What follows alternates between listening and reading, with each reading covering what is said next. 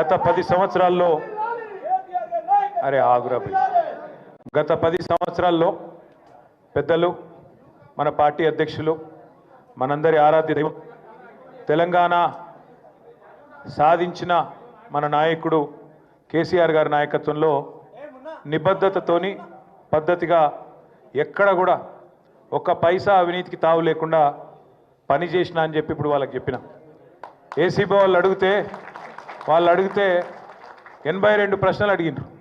కాకపోతే పాడిందే పాటరా అన్నట్టు అడిగిందే మళ్ళీ అడుగుడు తప్ప కొత్త విషయం ఏం లేదు. వాళ్ళకి ఏంటంటే పాపం రేవంత్ రెడ్డి బల్మీటికి ఒక కేసు పెట్టించిండని వాళ్ళకు కూడా అర్థమైంది. వాళ్ళు కూడా ఇబ్బంది పడుతున్నారు వాస్తవం చెప్పాలంటే. ఎందుకంటే కేసుల విషయం లేదు. వీడికెళ్ళి ఫార్ములా ఈ రేస్ అనే ఒక ఈవెంట్ని హైదరాబాద్నే ఉంచాలి, కష్టపడి తెచ్చినాం ఇండియాకు మొదటిసారి భారతదేశానికి, ఇక్కడనే ఉండాలి, ఇక్కడ ఉంటేనే మన రాష్ట్రానికి పెట్టుబడులు తెచ్చుట్ల కానీ భవిష్యత్తులో ఎలక్ట్రిక్ వాహనాలకు హైదరాబాద్ను తెలంగాణను ఒక ప్రధానమైన స్థావరంగా ప్రపంచంలో తయారు చేయాలనే ఒక విజన్తో చేసిన పని తప్ప ఇలా పైసలు అవినీతి అలాంటి గలీజు పనులు రేవంత్ రెడ్డి చేస్తాడు తప్ప మేము చేయము, మాకు ఆ కర్మ పట్టలేదు అనే మాట కుండబద్దలు కొట్టినట్టు వాళ్ళకి చెప్పిన. మీరు ఎన్నిసార్లు పిలిచినా ఎన్నిసార్లు రమ్మన్నా వస్తా, నాకేం ఇబ్బంది లేదు, తప్పకుండా వస్తా, మీకు విచారణకు పూర్తిగా సహకరిస్తా అని కూడా చెప్పిన. దాంతోపాటు వారికి ఇంకొక విజ్ఞప్తి కూడా చేసిన. సరే కేసు పెట్టినరు, విచారణ చేస్తున్నారు, పర్వాలేదు, ఇట్లాంటి కేసులు ఇంకొక 100 పెట్టినా ఎదుర్కొంటాం. కానీ వాళ్ళకు ఇంకొకటి కూడా నేను చెప్పిన, మీరు మీ ప్రభుత్వం ఎన్ని కేసులు పెట్టినా ఎన్ని రకాల ప్రయత్నాలు చేసినా కేసీఆర్ గారి సైనికులుగా మేము మాత్రం ఖచ్చితంగా ఈ సంవత్సరం మొత్తం ప్రజా సమస్యల గురించే మాట్లాడతాం, ప్రజల గురించే మాట్లాడతాం, మీరు ఎత్తగొట్టిన రైతు భరోసా గురించి మాట్లాడతాం, మీరు ఈయని 4000 పెన్షన్ గురించి మాట్లాడతాం, మీరు ఇస్తానని చెప్పి మోసం చేసిన మహాలక్ష్మి 2500 రూపాయల గురించి మాట్లాడతాం, మీరు ఇస్తానని మోసం చేసిన 2 లక్షల ఉద్యోగాలు మా పిల్లల గురించి మాట్లాడతాం.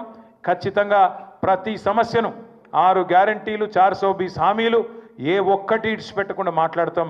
నువ్వు ఇటువంటి కేసులు 100 పెట్టుకో, వదిలిపెట్టమని చెప్పిన. సరే కేసు లేదు పీసు లేదు, నిజంగా చెప్పాలంటే మొన్న చెప్పినా మళ్ళీ చెప్తున్నా, ఇది ఒక లొట్ట పీసు కేసు మాత్రమే, ఇందులో ఏమీ లేదు. వీడికెళ్ళి పైసా పోయింది, ఆడ పైసా ఉన్నది, ఇక అవినీతి ఎక్కడ జరిగిందిరా అంటే వాళ్ళు ఒక్కొక్కరు నీళ్ళు మింగుతున్నారు. అందుకే అడుగుతున్నా నేను రేవంత్ రెడ్డి గారిని, నీకు పైశాచికానందం ఉంది, అర్జెంటుగా నేను జైలుకు పోయినా కాబట్టి అందరినీ జైలుకు పంపాలి అని నీకు ఆనందం, నేనేమో విదేశాలు తిరిగి పెట్టుబడులు తెచ్చినా కాబట్టి నాకేమో విదేశాల స్థాయిలో మన రాష్ట్రం మన దేశం డెవలప్ కావాలని నాకుంది. నీకు మాకు తేడా అది. ప్రపంచ పటంలో హైదరాబాద్ని పెట్టాలి, తెలంగాణను పెట్టాలన్నది మా నాయకుడు కేసీఆర్ కమిట్మెంటు, మా కమిట్మెంటు. మేము నీలాగా 50 లక్షల రూపాయలతో దొరికిన దొంగలం కాదు, నీలాగా లుచ్చా పనులు చేసిన వాళ్ళం కాదు. నీకు భయపడేటోడు ఎవడు బీఆర్ఎస్ పార్టీలో తెలంగాణలో లేడు. మీరు చూస్తుండ్రు, నేను చెప్పుడు కాదు, మీరు చూస్తుండ్రు. రాష్ట్రంలో ఎవడు కూడా రేవంత్ రెడ్డిని ముఖ్యమంత్రి కింద చూస్తలేడు. మీరు ఇక అంటే మళ్ళీ ఇంకొని కేసు పెడతాడు, వాని లోపలెత్తాడు. నేను అనా ఆయన ఎవరో మర్చిపోయిండు పేరు అని నేను అనా. ఎందుకన్నా అంటే నిన్ను ఎవడు నేను ఏమంటున్నా, నిన్ను ఎవడు గుర్తే పడతలేడు, నేనేం చేస్తా దానికి? సంవత్సరం తర్వాత కూడా నేను ఎవడు దేకపోతే నేనేం చేయాలి దానికి? ఇప్పుడు పెద్దలు ఎప్పుడో చెప్పారు, అందుకే కనకపు సింహాసనంలో శునకాన్ని కూర్చోబెడితే దానికి ఆ బుద్ధి రాదు. అందుకే భయపడేది లేదు, బాధపడేది లేదు, ఎన్నిసార్లు పిలిచినా పోతా. కానీ మీరు మాత్రం దయచేసి తదేక దీక్షతోని మన నాయకుడు కేసీఆర్ గారు చెప్పినట్టుగా ఉద్యమంలో ఎంతైతే కమిట్మెంట్తో పనిచేసినావో అంతే కమిట్మెంట్తో పోదాం. వాళ్ళు ఎన్ని ప్రశ్నలు పెట్టినా, ఎన్ని సవాళ్ళు వేసినా, ఎన్ని రకాల ఇబ్బందులు పెట్టినా, ఎన్ని రకాల కొత్త రకాల కేసులు పెట్టినా భయపడేది లేదు, తల వంచేది లేదు. నిజాయితీకి ధైర్యం ఎక్కువ.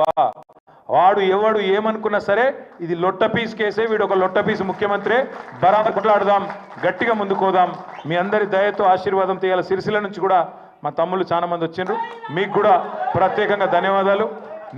నిజానికి నేను ఊహించలేదు, మేము చెప్పలేదు, అయినా కూడా మీరందరూ ప్రేమతో వచ్చినందుకు మా సిరిసిల్ల అన్నదమ్ములకు కూడా పేరు పేరున ధన్యవాదాలు, నమస్కారాలు తెలియజేస్తూ మళ్ళా ఈరోజు మళ్ళీ ఏమైనా రమ్మనాలంటే మళ్ళీ ఏమైనా క్వశ్చన్లు ఉండాలి, వాళ్ళ దగ్గర ఏం లేవు. రేవంత్ రెడ్డి మళ్ళీ ఏమైనా క్వశ్చన్ పంపితే రమ్మంటారేమో, పోతా. రేవంత్ రెడ్డి ప్రశ్నలు పంపుతాడు, మళ్ళా పోతా, మళ్ళీ చెప్తా, మళ్ళా చెప్పొస్తా. రేవంత్ రెడ్డి ఒక లుచ్చగాడు, దొంగ, గాయన లెక్క మేము లుచ్చ పనులు చేయమని చెప్తా, పక్కా చెప్తా.